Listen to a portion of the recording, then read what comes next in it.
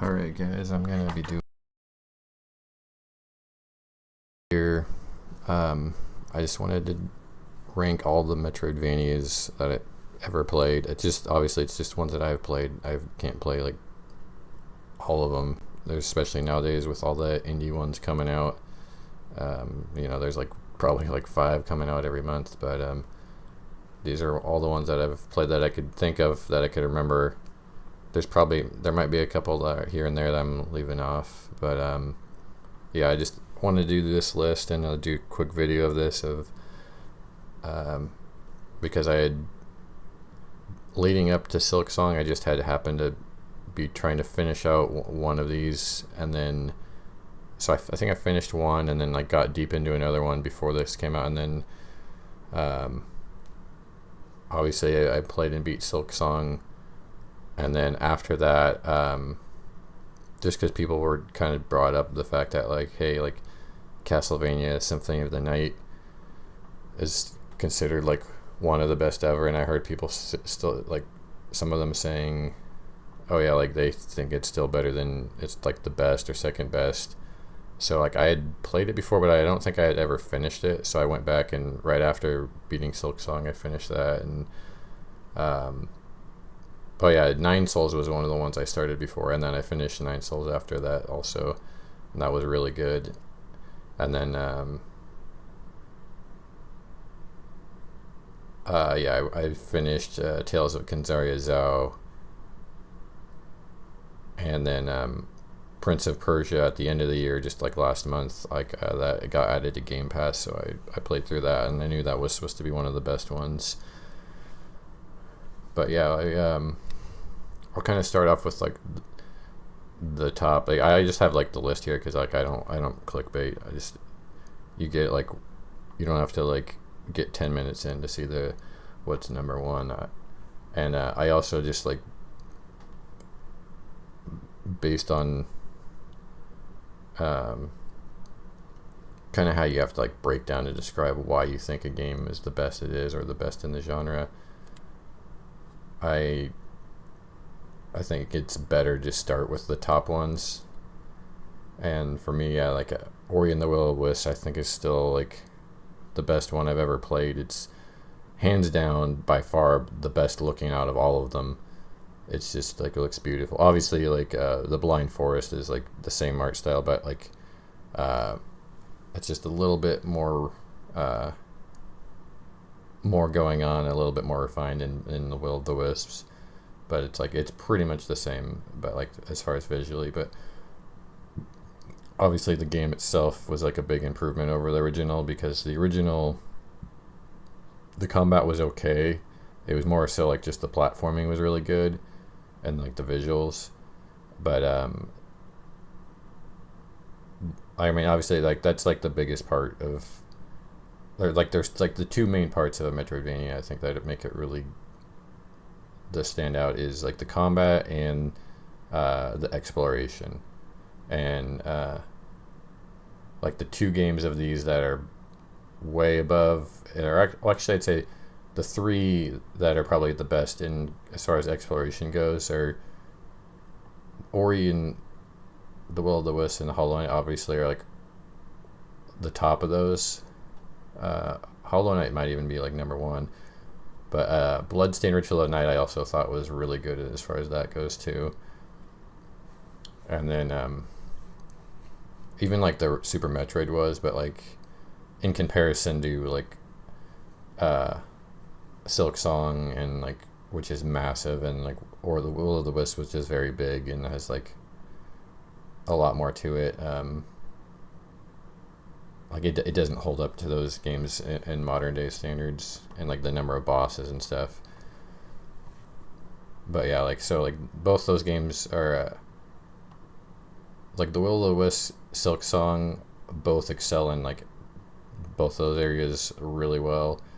And then Prince of Persia has better combat than both of them, but it's like exploration was just like, it was good, but it wasn't like it's probably like, it would be close to the bottom of the top 10 as far as exploration goes, but it has the best combat. So yeah, I'd really recommend. I know a lot of people haven't given that one a chance because like Prince of Persia sounds pretty boring. Um, and like visually it was good, like the graphics and everything are good, but like the setting is also less visually interesting, definitely obviously than the world like Ori, but even then like Silk Song, yeah, Bloodstained Ritual at Night, Nine Souls, Super Metroid, uh, those were all more visually interesting. Castlevania could be, but like Symphony of the Night, that one's so old and dated that it's actually visually pretty boring and like pretty repetitive visually, and like the visuals aren't very, they're not that good. Because even though it's like newer and like more advanced visuals than like Super Metroid, like the Super Metroid ones, which are also dated, they hold up a little better, like the design and everything.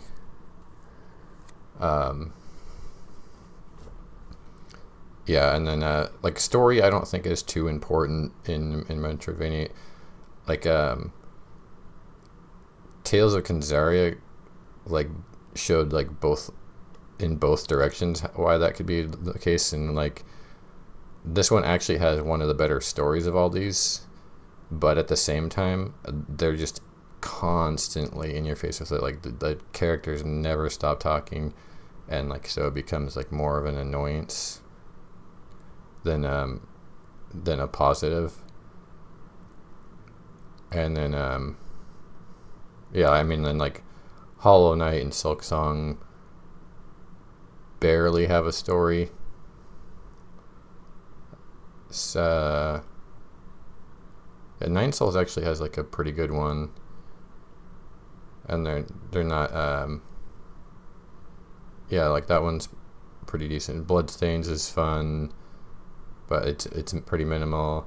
Prince of Persia is more prevalent, and like that one struck like a pretty good balance of like, it's actually it's for one thing, for whatever reason most of Metroidvanias have like a almost nearly or completely incoherent storyline that doesn't matter at all. Like it doesn't even make sense really. Like it's just like very esoteric, but like Prince of Persia is just like a traditional straight up story, and it's in there just enough. Like you get a presentation, a couple like some cinemas here and there, but for most of the part it's about the combat and the exploration. So that one has like a really good balance. And then like the Ori and the Blind Forest and the Will-O-Wisp, those ones are like touching, but it's like barely there. It's like, which is fine, but it's like, yeah, like that. It's more atmospheric, kind of like the Hollow Knight ones. But anyway, so Ori and Hollow Knight, they pretty much shine in every area. Like I said, Ori's is like hands down better than all of them as far as visually. And yeah, like Hollow Knight, like I thought about putting even like that as the Silk Song as low as like 5, but there's just something special about like just like the massiveness of it. There's like certain things areas where it's like the part where you get like there's some minor spoilers here. Like there's a part where you get jailed, and like not only was like that not done before, it was actually already done, and literally in the one I have ranked below, like in Prince of Persia: The Lost Crown, there's also a part where if like there's like an enemy that can jail you, and like you get teleported to a different part of the map, but like the way Silk Song does it is like way cooler, and there's a lot of things like that in there. And just like the sheer number of bosses is really cool, because I really like fighting. Like boss fights are like one of the coolest things in any game. So like the fact that one has the most boss fights of all of them, and for the most part they're good. There's like a few of them that are like lazy, or some of them are like like clones and stuff, but they're challenging, and there's a bunch of different abilities and weapons and tools and stuff. like one of the main things that held back Silksong for me was like there's two parts. Is like one, your starting weapon is garbage. Like your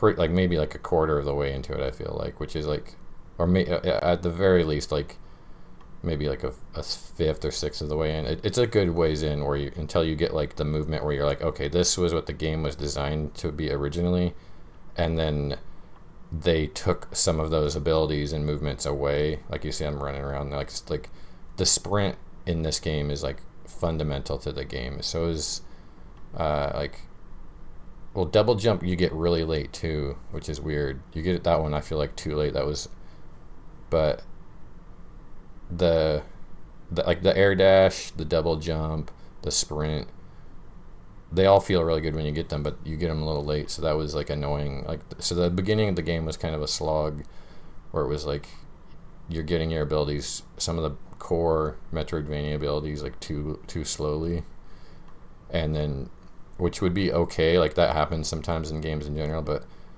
because that first pogo is complete garbage, it's like the same. If you see in this video, it's like the same as this one's even worse. Ironically, I did the hardest platforming section with an even worse pogo, but that was because like that build allows you to have like immortality, so it made up for it in that section. But yeah, it's like a diagonal. Like you hit down an A to hit downwards, and you hit diagonally, and it's quick too. So like after a while, you can when you master it, it's okay. But it's like you obviously can't have mastered a move set at the very start of the game, and yeah, like they like literally like there was because there's such a simple fix. It's like there's like the second or third crest you get. It's like the wandering one. That one's just a straight downward, and it's an arc.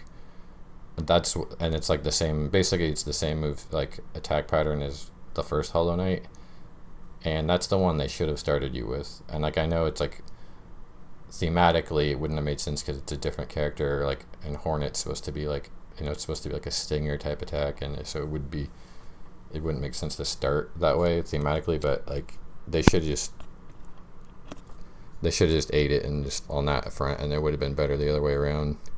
And then the other thing that was like annoying about the game that held it back from being like number one is the runbacks are like there's some of them are just like not just deliberately unfair. There's just really annoying and frustrating where it's like, okay, I've mastered this run back and at this point, but it still takes like 5 to 10 minutes, and then every like 60 like or maybe like 40% of the time you take 1 or 2 hits, and then so that makes it so you start out on that boss that you're having a hard time with less health, and instead of like the obvious solution which other games have learned is like you put the checkpoint right before the boss.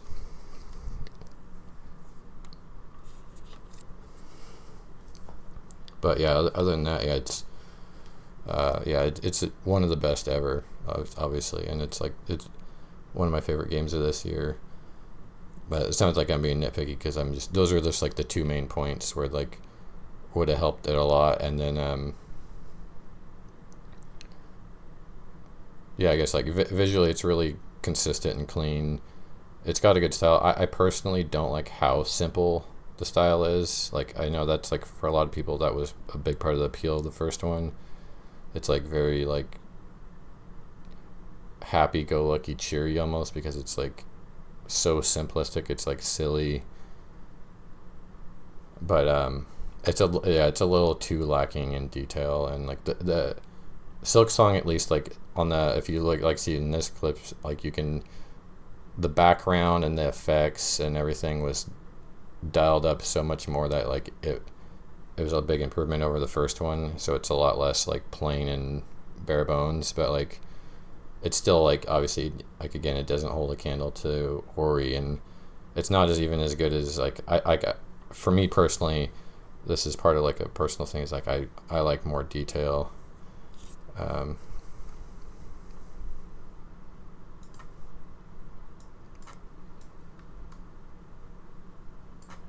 Yeah, like I'm more detail oriented, so I like highly designed stuff, and like I like to see as much detail as possible, ideally. But like, and then if it has a good style on top of that, then even better. And then yeah, I wanted to go down just the list quick, since it's pretty short. Yeah, like all these games are good. I'd recommend playing all of them except for the last three or two or three. The last two for sure are not never plays.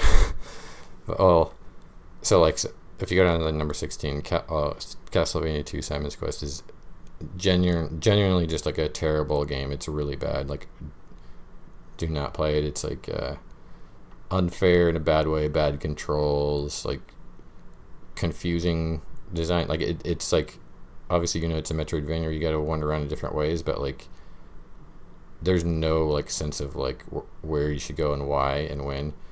And like there's like one of the things early on is like you have to go all the way back to the beginning with a specific item and like jump up and go through like this area in the wall, and like that was one where it was like like if you didn't literally have, like at that time there's like a Nintendo Power Guide, like you were never gonna find that. Like, and I didn't the first time I rented it. I was just like wandering around back and forth in like the same area, and then I got that and I did that. But yeah, like you die super easy, and again, like the jumping across pits is a nightmare. Like the control response was awful. The graphics are terrible. The graphics weren't even good for then. I mean, not a lot was good then, but like that one definitely wasn't one of the good ones. And then so Metroid 2, Samus Return. So like Metroid, obviously that's like, so Castlevania 2 and Metroid, those are like the grandfathers of it. They started it all. But like I said, Castlevania 2 is terrible, and then Metroid, just like it's just not playable by today's standards. The first Metroid, like graphically, gameplay, like the control response, the graphics, like the sameness look of the levels. And then Metroid 2 was the sequel. That one was on Game Boy, and that one's like even far worse because as far as the levels looking the same, because it's black and white, they really like it was really hard, at least back then when I played it when I was a kid. Like you could not remember where to go to at all because everything literally looked the same because there's no color, and the patterns are very similar and repeating, and as far as the walls and all that go. So it was basically just a worse version of the regular Metroid. And even like I think they even reused like a lot of the same environments. And then so I wanted to mention for 11 and 12, Moon Scars and Ghost Songs, those actually would have the potential to jump up higher. But out of everything on the list, I beat all of them except for those two, I think. Like I just didn't finish those, so I couldn't put them higher. But they're definitely better than the ones below. Oh yeah, like yeah, and then like Moonscar is like a Souls-like pretty much, and I was actually enjoying that. I just got distracted by something else, and the combination of a Metroidvania, which you really need to be remembering like where you haven't gotten and what powers you need to go use where. Like when you stop playing a Metroidvania, if you take a long break, it's like it's hard to want to or to play it again because you just don't. You're just like you're completely lost basically. And then on top of that, that one's also a Souls-like, and those games are similar in that way too, where as far as like the difficulty and the moveset and the timing of the attacks, like once you lose that to take a break, it's a lot harder. So like that one, it was more so I just got distracted by other things, and then like I just was like hesitant about coming back. But that one I wish I played again. And then Ghost Song, if you like Metroid games, like that's basically a modern day indie. Like it's basically just like the Metroids, but with the RPG mechanics integrated into it, like some Souls like stuff. Um, yeah, like I was actually really liking it, and that one's like a similar one where it's just like I got a good ways into it, and then I got distracted, and then I was like, well, it's not only is it a Metroidvania, but it's a little more complex than a normal one, and so then on top, so like it's like you're afraid to come back to it. But that one I definitely that one I would probably come back to before Moonscars. But I also, if I would recommend playing it, but just know at the beginning, like you start out really sluggish, because that one I also would put down lower because the you start out really slow, and even compared to maybe even the original Metroid, but definitely Super Metroid, you just feel slow and sluggish. And as you level up, that goes away. You get like faster and better moves and all that, and it starts feeling movement wise like more like a normal Metroidvania, but it does have like a really slow starting out period. And then, oh yeah, I skipped over Tales of Consaria.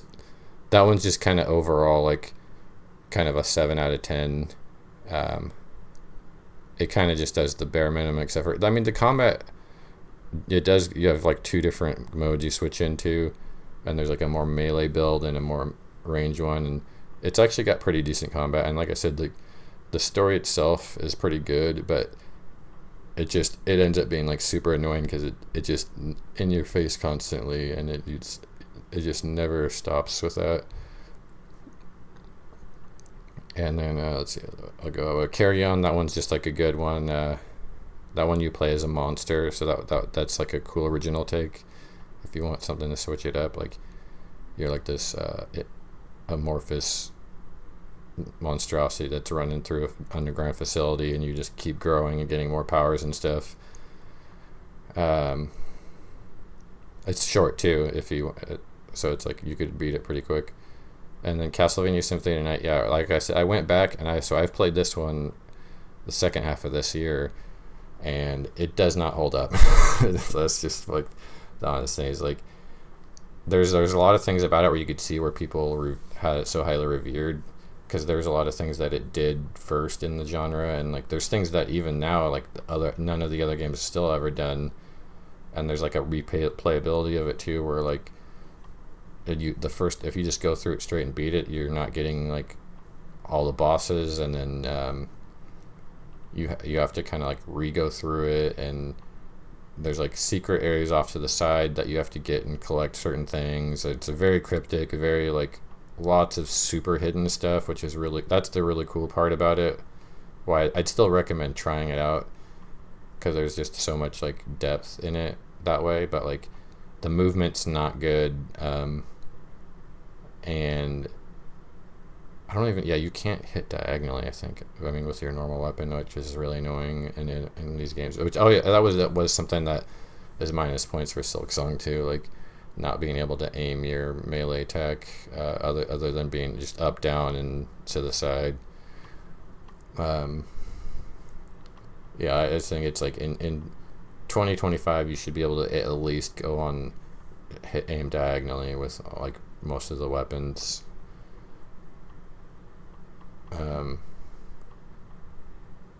But yeah. Something it visually does not hold up.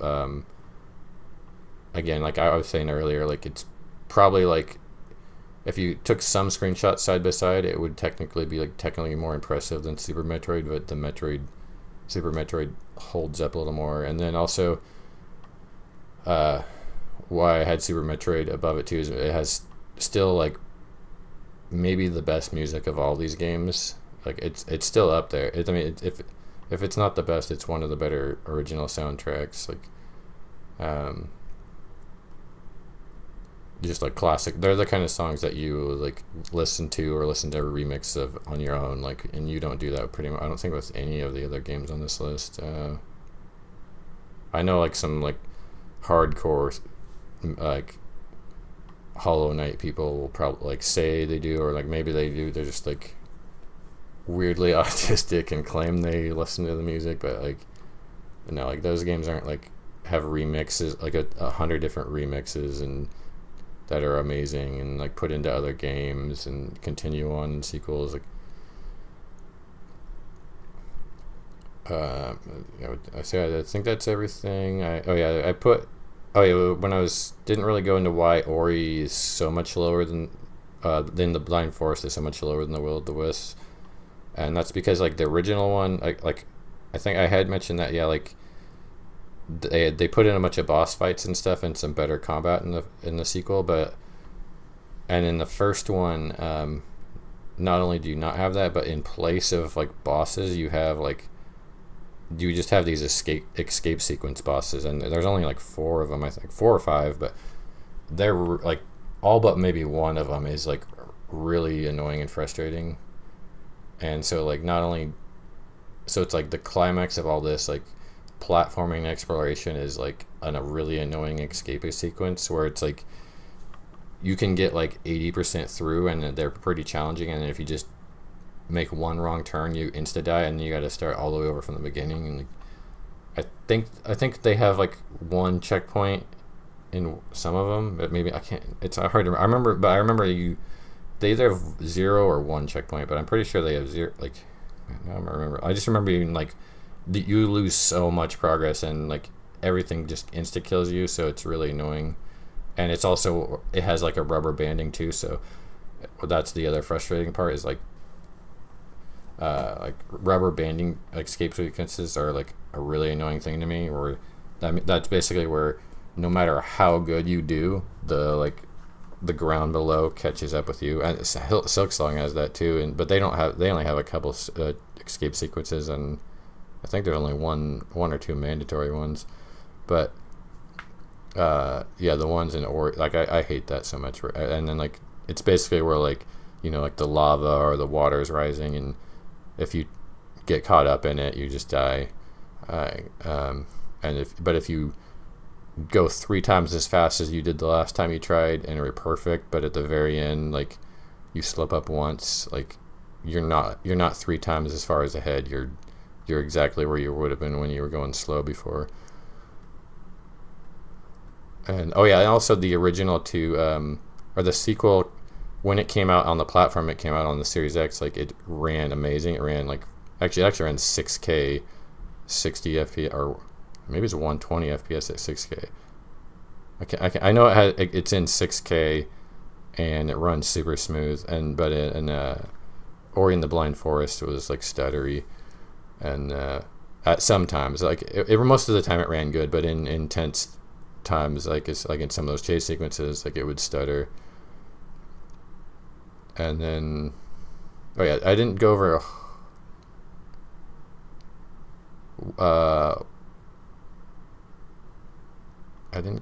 Bloodstained Ritual, and why that one's so high, and I bet that one would be one people are like what is that? Why most people don't even know what it is.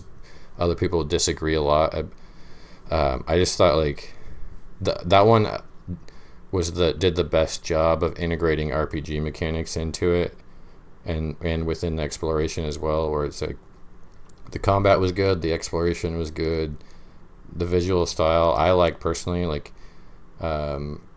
it's like it's you know, I like it has a little more detail than some of these other ones, and I like that. And then like the RPG mechanics and gear and stuff in that game was really cool. And then I just realized there's one I can add on here that I left off that I would be down here. And that's like the case of Benedict Fox. I just remembered. I'll just put Benedict Fox. I don't remember the full name of it.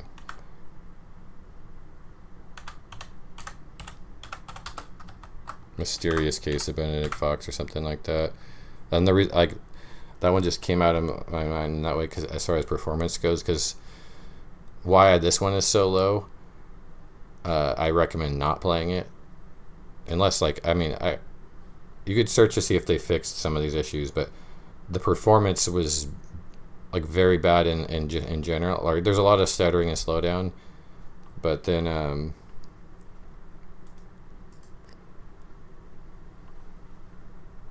like what the issue was is like some of the areas it would really get really slow, and like in particularly there's like this. I remember this one area. It was like this snowy blizzard area down towards the bottom, and it was like legit like 8 frames per second, and like I think it, if I remember right, it like crashed a couple times on me, and it was like kind of difficult to get through or something. But and then like you finally get through it, right, and then I played through it.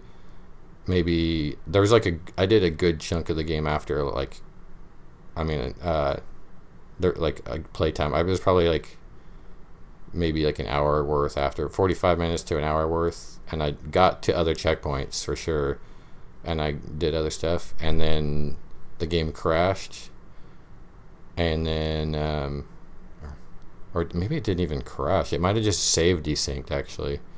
Either way, like I got like, yeah, I'm pretty sure it was like a save desync issue, and that was like one of the games that had that, because that was around the time that Elden Ring had a save desync issue, and another game did too. And but that was one of them.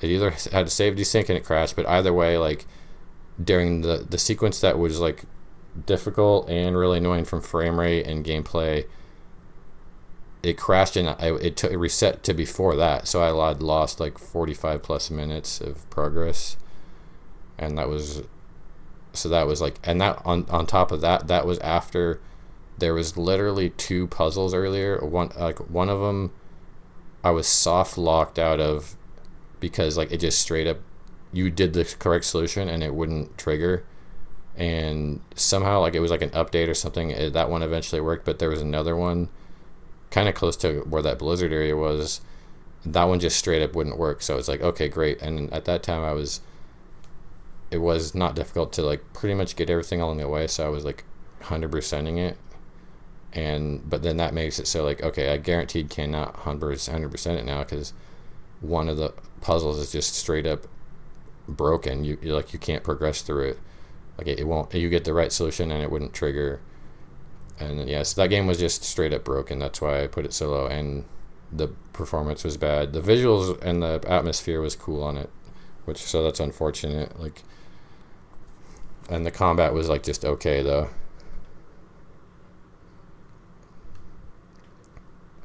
And then so I got distracted. Yeah, so, and then the only thing I didn't go over is why this is the original Hollow Knight so much lower than Silk Song, is like, I just straight up didn't enjoy it that much at the time, like, and I never went back to it. And like I said, I'd mentioned, like, it's both Hollow Knights, they've got like a plain visual style, and like, I mean, they're like overly simple, but like Silk Song, they add a lot of like color and gradation and effects in the background and foreground that make up for it in Silk Song, but in Hollow Knight there's not much of that. And the combat in Silk Song is a lot better, and it's a lot faster paced platforming. Like, well, once you get the upgrades, like the start's pretty slow and stuff, but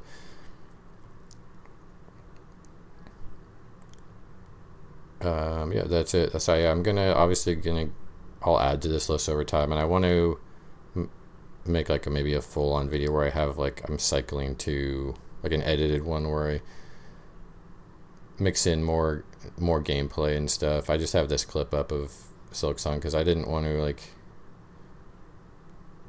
it's still a pretty new game, so I didn't want to, I know this is like a late sequence that's kind of like, oh, this is a surprise, but like most people won't even do this one because it's too hard and they'll just give up.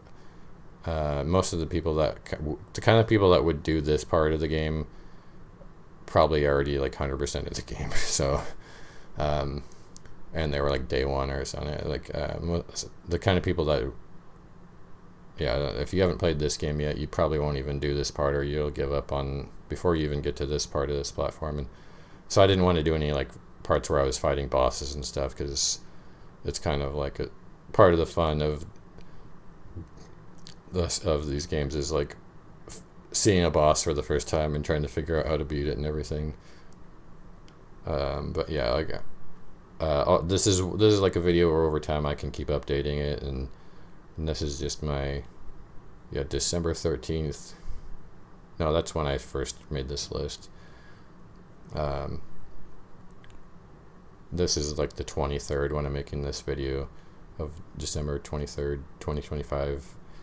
And there's already there's another game, a Metroidvania, coming out on Game Pass in January that looks good, and so who knows, that could be up there. But yeah, that's it. Let me know if what you have on your list. Like, is I'm suspecting people will say Bloodstain's way too high. People might get mad at saying Hollow Knight's too low. Yep, that's it.